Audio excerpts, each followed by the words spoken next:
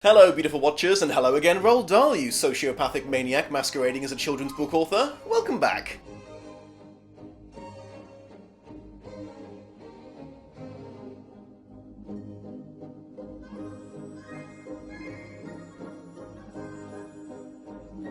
As you may have picked up on in the Wizard of Oz review, young the Don wasn't so keen on the concept of witches, but fortunately my adolescent discomfort didn't follow me into adulthood this time. Now before I start with the comparison, I just need to get a few non-adaptation related things off my chest.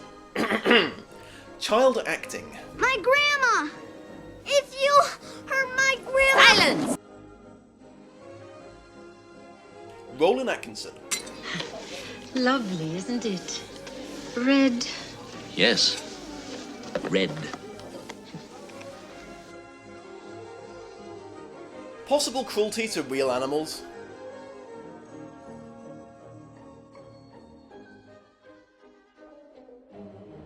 Surprisingly effective practical effects.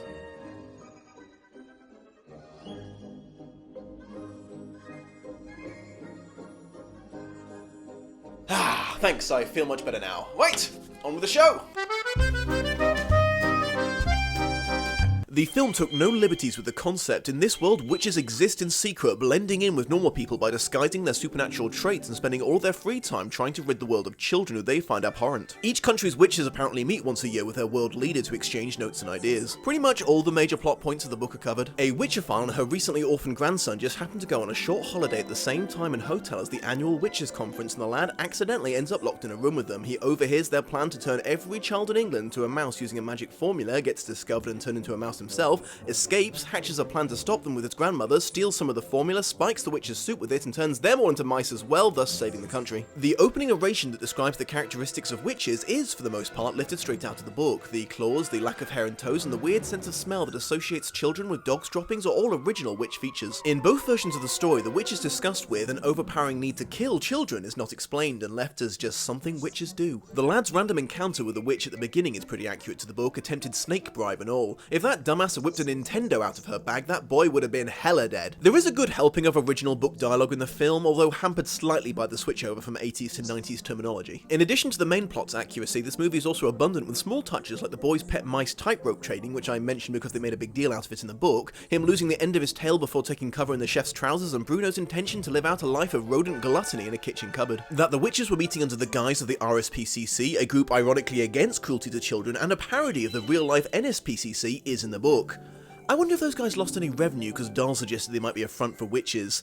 If I had to put money on it, I'd say the Red Cross being a front for vampires is much more likely, but that's all the more reason to donate blood to them so they don't get hungry enough to hunt us again, and I'm going off on a bit of a tangent, aren't I? All the witches hyper-fangirling out to the Grand High Witch is accurate and amusing, as is her habit of rhyming when she's excited about something. Her bad habit of zapping naysayers with her laser vision was also in the book. You know, now that I think about it, I wonder why she never tried using that superpower again.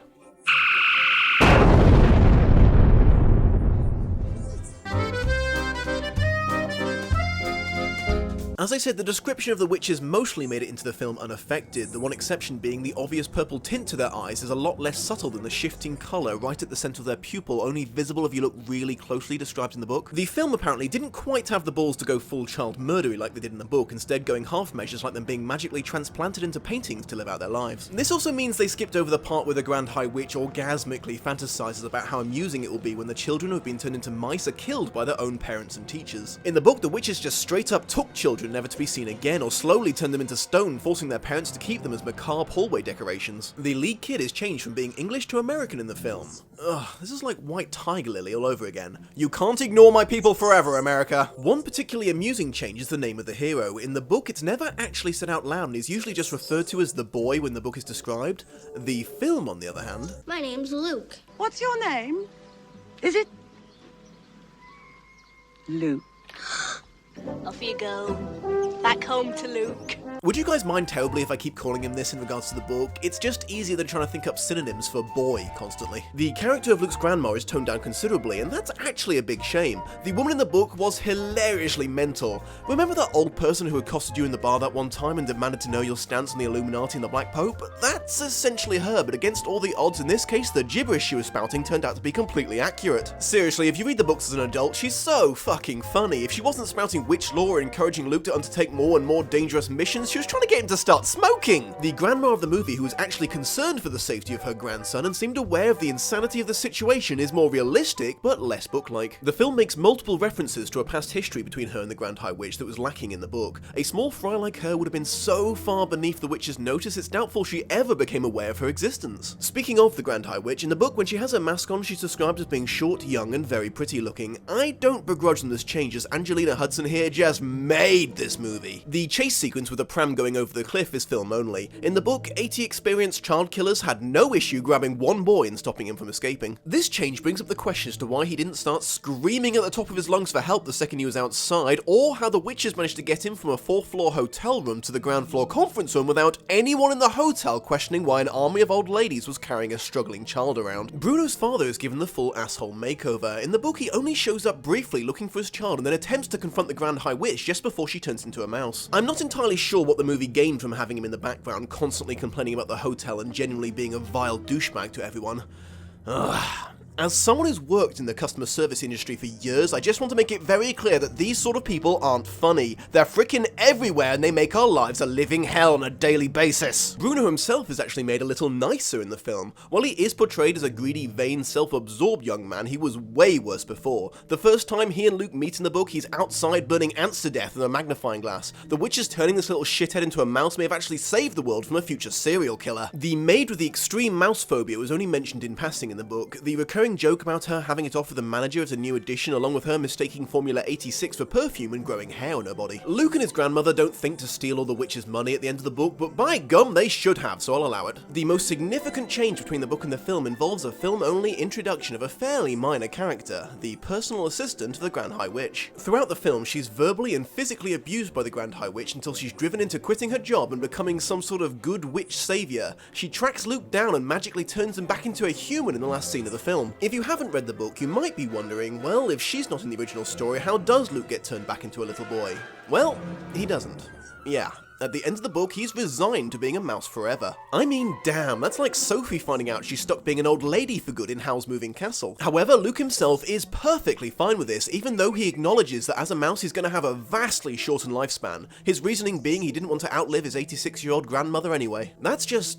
wow. In a 10-chapter book, Dahl manages to work in a young child coming to terms with his own mortality and taking it in his stride. Looked at that way, the seemingly more appealing and less bittersweet ending of the film is a total disappointing cop-out. Also, I personally could have really done without seeing that child naked, even though it was interesting that he didn't have a penis. It's me, Luke.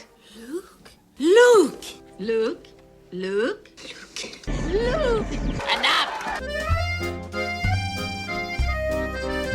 The film leaves out the Grand High Witch listing the necessary ingredients to make Formula 86. Apparently in the Roald Dahl universe, magic works via metaphors. If you wish to shrink a child, you put the wrong end of a telescope in the potion. If you want a delayed action on the transformation, what you do is you set an alarm clock and then brew that in as well. It's all based on that sort of logic. In the book, during Luke's infiltration of the Grand High Witch's hotel room, he encounters some distressed-looking frogs hiding under the bed and realizes that they must be other children who have fallen victim to her magic. Shortly later, he overhears the witch telling them how she's going to kill them later, and then they're never seen or referenced again in the book, so I guess they're another great example of how Dahl didn't feel any particular need to give everyone a happy ending. In the book, it's explained how the witches have so much money as the Grand High Witch has a money printing press in her castle in Norway. They also left out the plan that Luke and his grandmother were preparing at the end to infiltrate said castle with more of the formula and turn all the Norwegian witches into mice as well. Phase 2 of their plan involved an army of cats, so it's automatically the best plan ever.